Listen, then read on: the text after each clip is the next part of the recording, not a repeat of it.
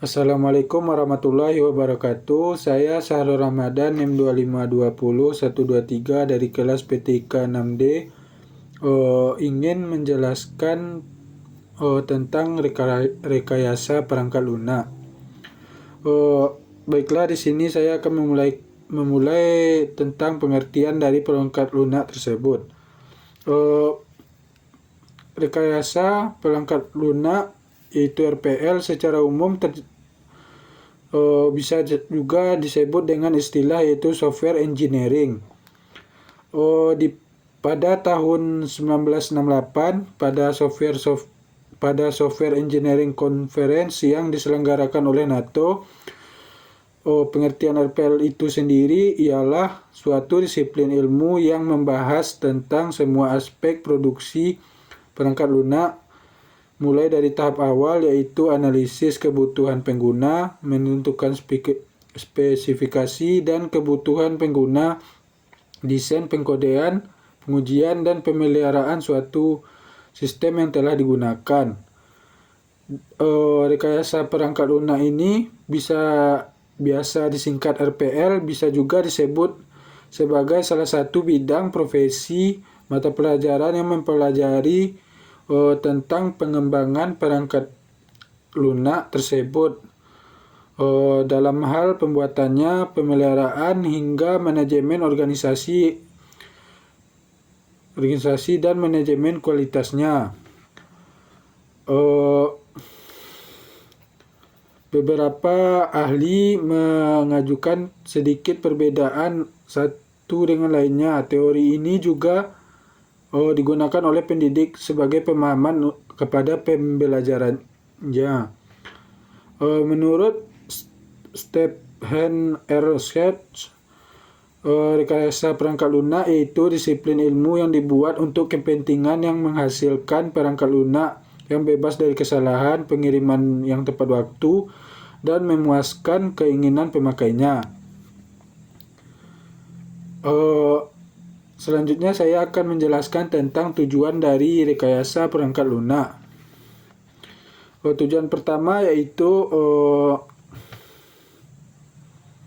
untuk mengembangkan perangkat lunak.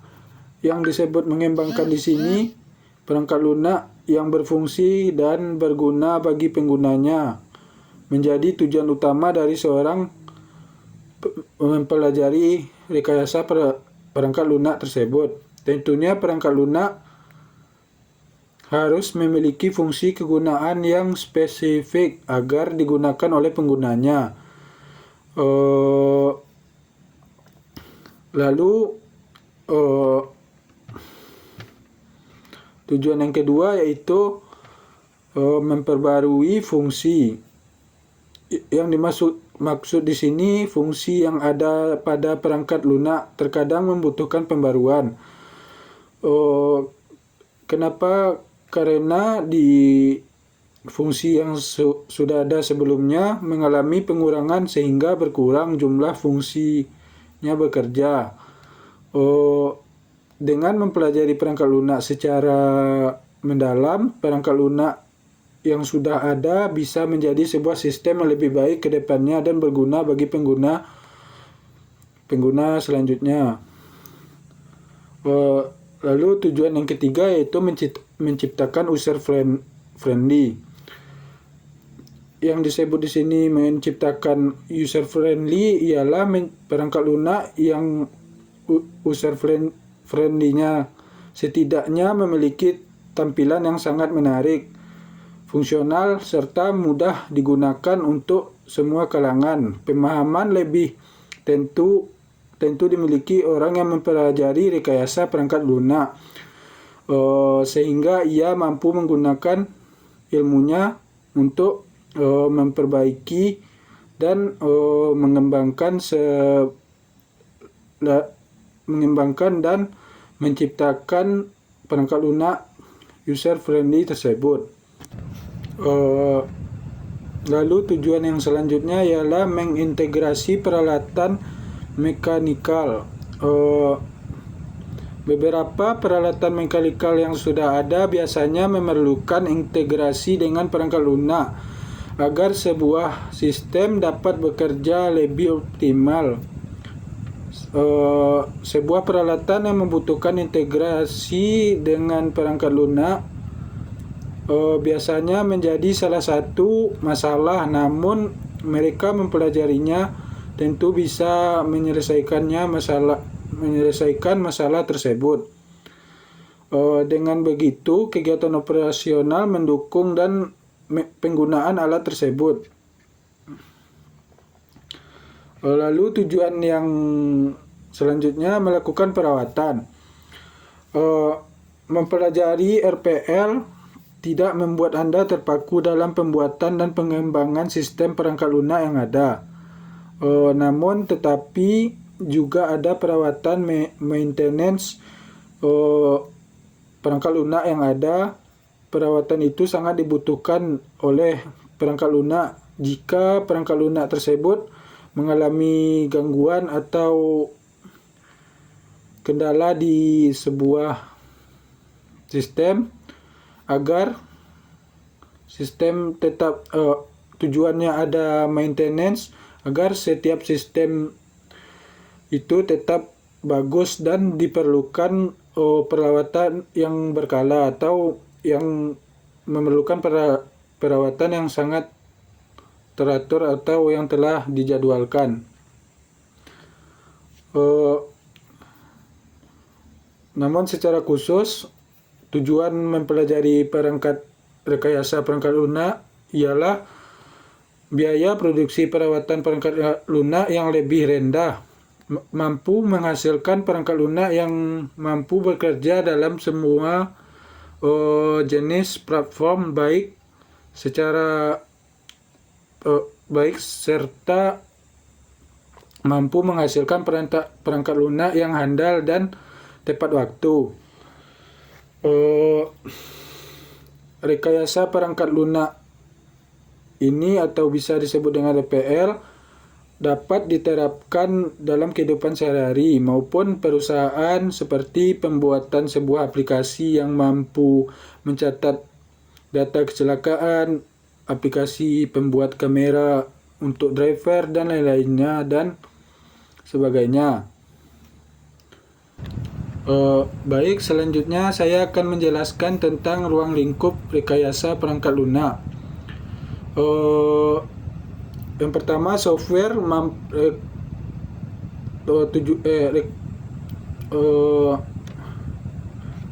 ruang lingkup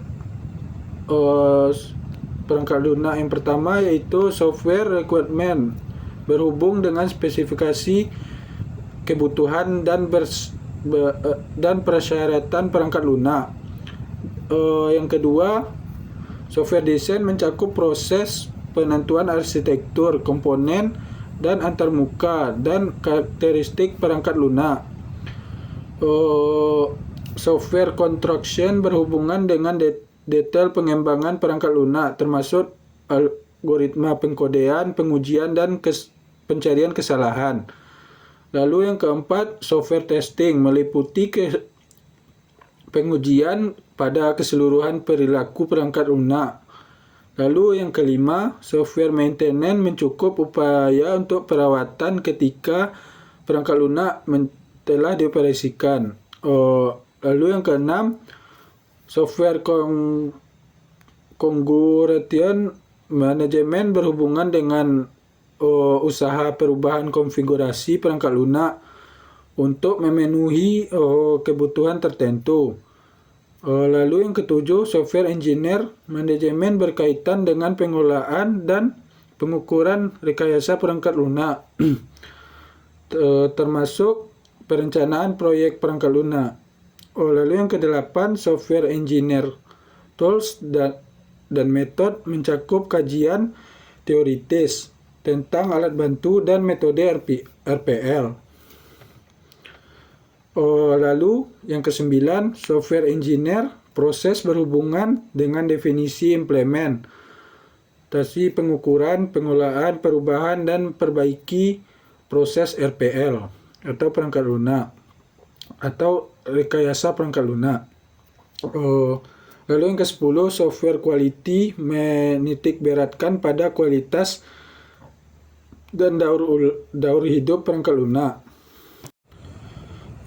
Selanjutnya saya akan menjelaskan tentang rekayasa perangkat lunak dan disiplin ilmu komputer. Di sini disiplin ilmu komputer tersebut atau computer science lahir pada tahun 1940-an yang merupakan integrasi dan teori algoritma. Logika matematiknya ditentukan cara penyimpanan program secara elektronik pada komputer.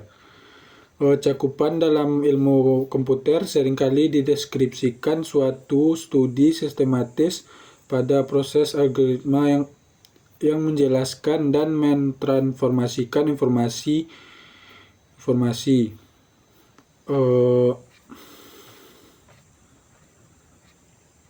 Berdasarkan klarifikasi tersebut, Denning tahun 2000 dan Wikipedia tahun 2007, RPL merupakan subbidang ilmu komputer yang serta dengan subbidang lainnya menurut ACM atau bisa disebut dengan Association for Computing Machinery. RPL merupakan bagian dari Section D atau perangkat lunak merupakan terpisah-pisah, namun dalam penerapan subbidang RPL selalu membutuhkan dukungan dari subbidang lainnya, terutama subbidang algoritma dan struktur data, bahasa, program, basis data dan sistem dan jaringan dan sistem informasi tersebut. Baiklah, selanjutnya saya akan menjelaskan tentang rekayasa perangkat lunak dan disiplin ilmu lainnya. Contoh yang pertama itu bidang ilmu manajemen meliputi akuntansi finansial, pemasaran manajemen, operasi ekonomis, dan analisis kuantitatif, manajemen sumber daya manusia, kebijakan, dan strategi bisnis. Lalu yang kedua, ilmu matematik yang meliputi aljabar linear, kalkulus, peluang statistik, analisis, dan numerik, dan matematik diskrit. Lalu yang ketiga yaitu bidang ilmu manajemen yang meliputi semua hal yang berkaitan dengan suatu proyek seperti ruangan, ilmu proyek, anggaran tenaga kerja, kualitas, manajemen risiko, dan penjadwalan proyek. Lalu yang keempat yaitu bidang ilmu dan manajemen kualitas yang meliputi pengembangan suatu sistem kualitas, manajemen suatu sistem kualitas, manajemen risiko dan keandalan, dan perbaikan kualitas dan metode-metode kuantitatif. Lalu yang kelima, bidang ilmu ergonomika yang menyangkut hubungan atau interaksi antara manusia dengan komponen-komponen lain dalam suatu sistem komputer. Lalu yang terakhir yaitu bidang ilmu rekayasa sistem yang meliputi teori sistem, analisis biaya, keuntungan, dan pemodelan simulasi proses dan operasi bisnis. Baik, selanjutnya saya akan menjelaskan tentang perkembangan rekayasa perangkat lunak dari tahun ke tahun dan akan menjelaskan tentang kejadian apa yang terjadi pada tahun tersebut.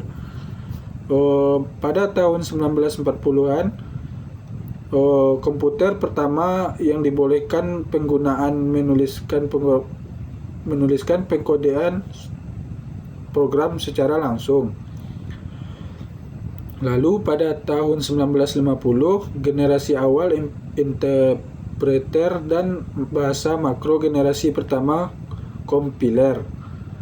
Lalu pada tahun 1960-an, generasi kedua kompiler komputer mainframe mulai dikomersialkan.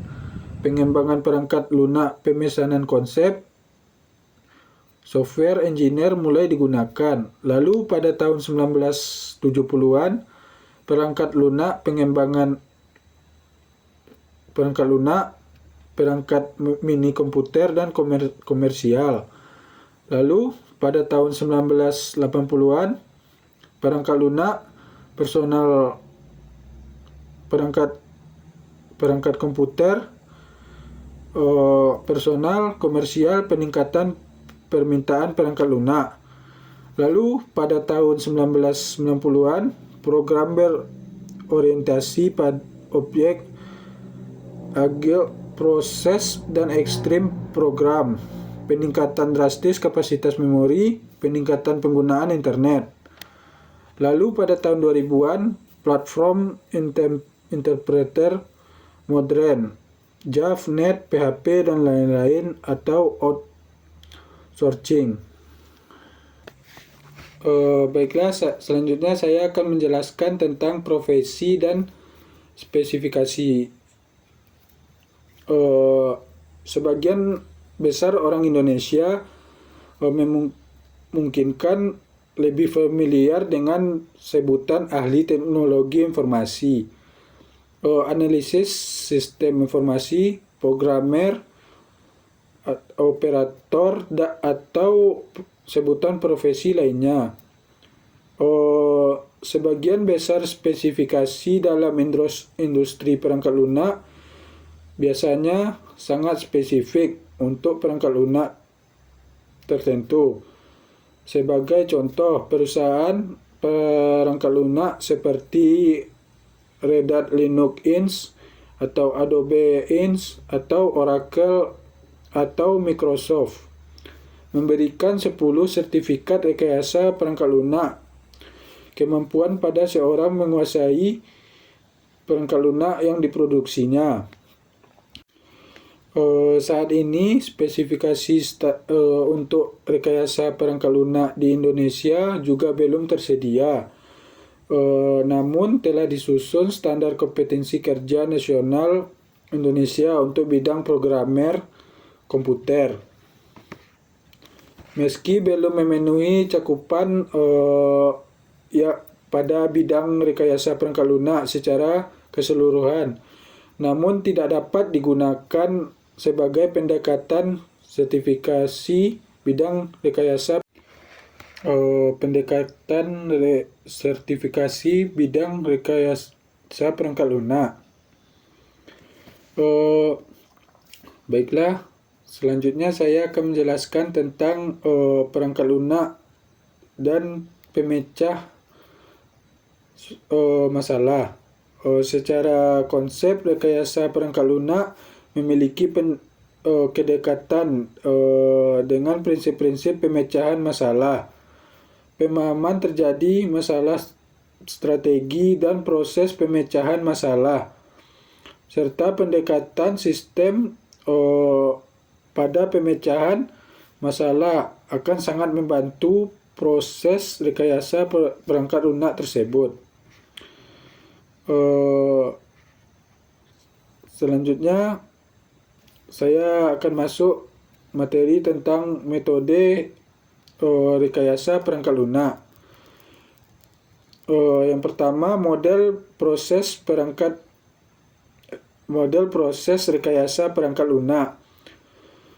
Pada rekayasa perangkat lunak, banyak model yang telah dikembangkan untuk membantu proses pengembangan perangkat lunak. Model-model ini pada umumnya mengacu pada model proses pengembangan sistem yang disebut juga dengan development life cycle atau bisa disebut dengan SDLC.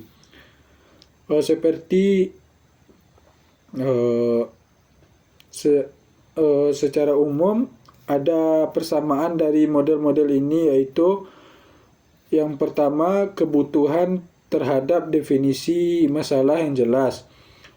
Lalu yang kedua, tahapan-tahapan pengembangan yang teratur. Dan yang ketiga, stakeholder beberapa berperan sebagai berperan sangat penting dalam keseluruhan tahapan pengembangan. Lalu yang keempat, dokumentasi merupakan bagian yang sangat penting bagi pengembangan suatu perangkat lunak. Lalu yang kelima, keluaran dari proses pengembangan perangkat lunak tersebut harus bernilai ekonomis. Ada beberapa model pengembangan perangkat lunak, yaitu model yang pertama bisa kita ketahui model The Waterfall Model. Ada 5 tahap, yaitu tahap investigasi, lalu tahap analisis, lalu tahap desain, lalu tahap implementasi, dan tahap yang terakhir yaitu tahap perawatan. Lalu model yang kedua yaitu yang bisa kita ketahui yaitu model prototyping model. Tahapan-tahapan secara ringkas dapat dijelaskan sebagai berikut.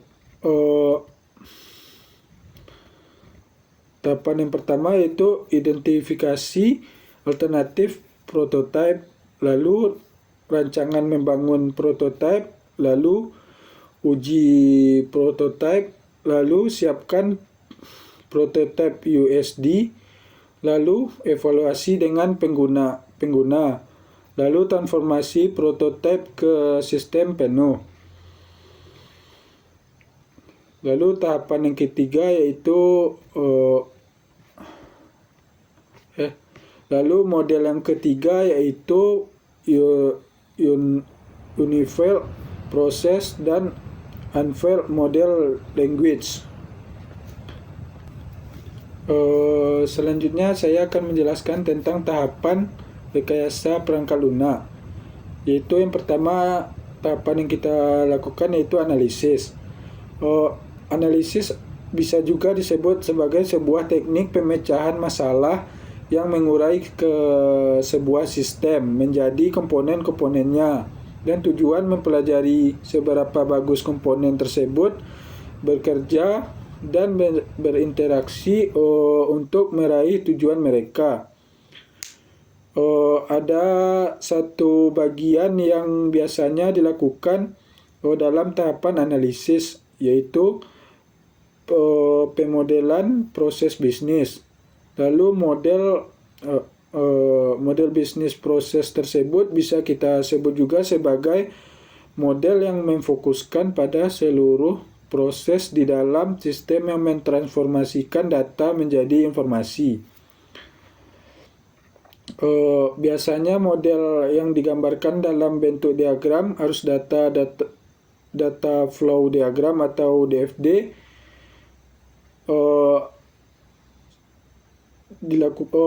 Dilakukan secara bertahap dan dilakukan secara berurutan, yaitu tahapan DFD yang pertama yaitu identifikasi seluruh externality entity yang terlibat, lalu identifikasi seluruh proses yang terlibat, lalu tahapan yang selanjutnya tentukan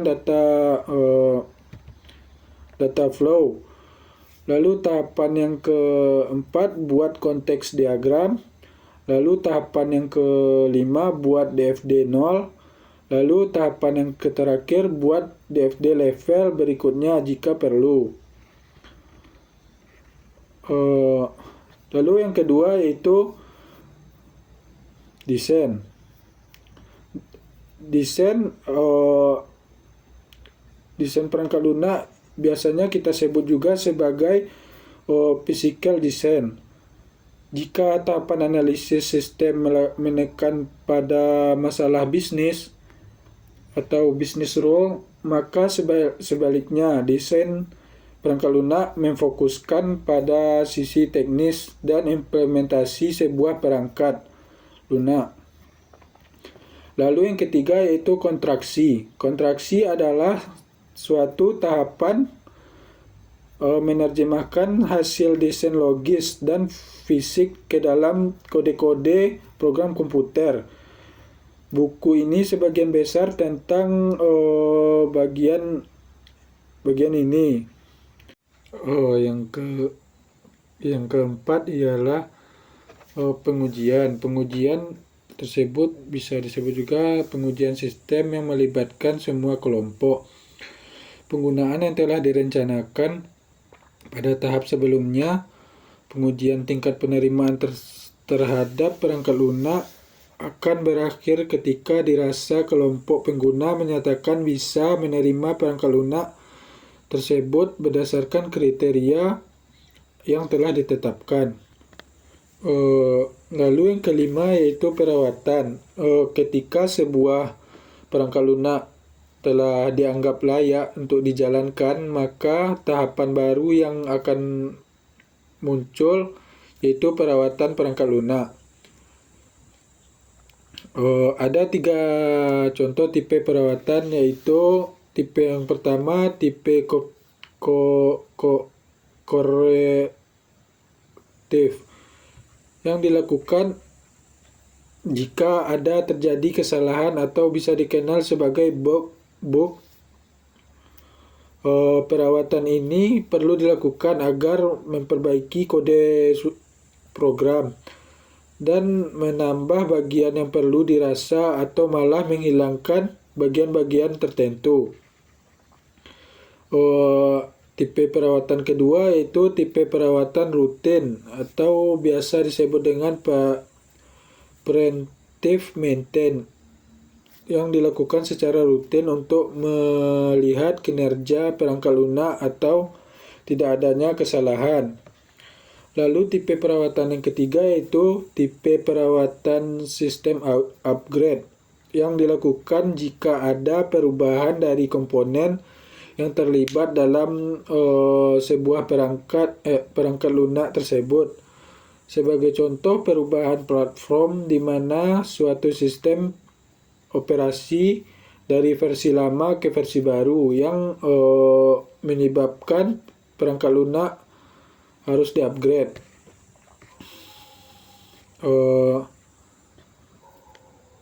Selanjutnya saya akan masuk ke submateri baru yaitu elektronika dan sistem komputer, yaitu perangkat keras. Perangkat keras dibedakan dengan data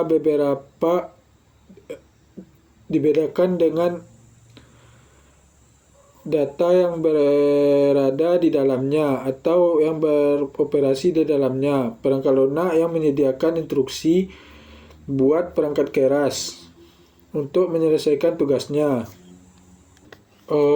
Contoh-contoh. Selanjutnya kita masuk kepada contoh-contoh perangkat keras. Yang pertama yaitu display.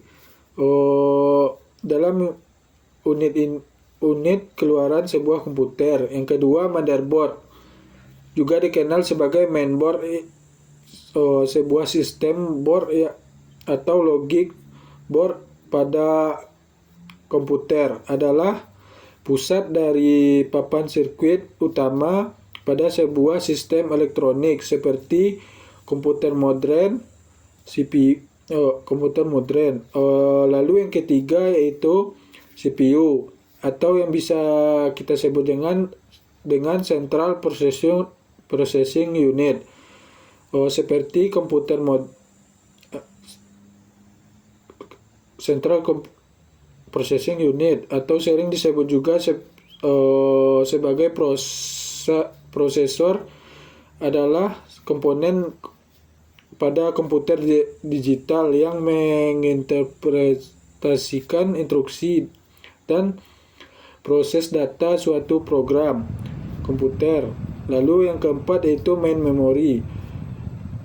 Main memory adalah komputer yang secara tidak langsung dapat diakses oleh CPU tanpa menggunakan jalur input atau output sebuah komputer. Lalu yang kelima yaitu expansion card atau kartu ekspansi, adalah sebuah printer circuit board yang dapat ditancapkan pada slot ekspansi yang tersedia pada mainboard komputer untuk menambah fungsional dari sebuah komputer tersebut.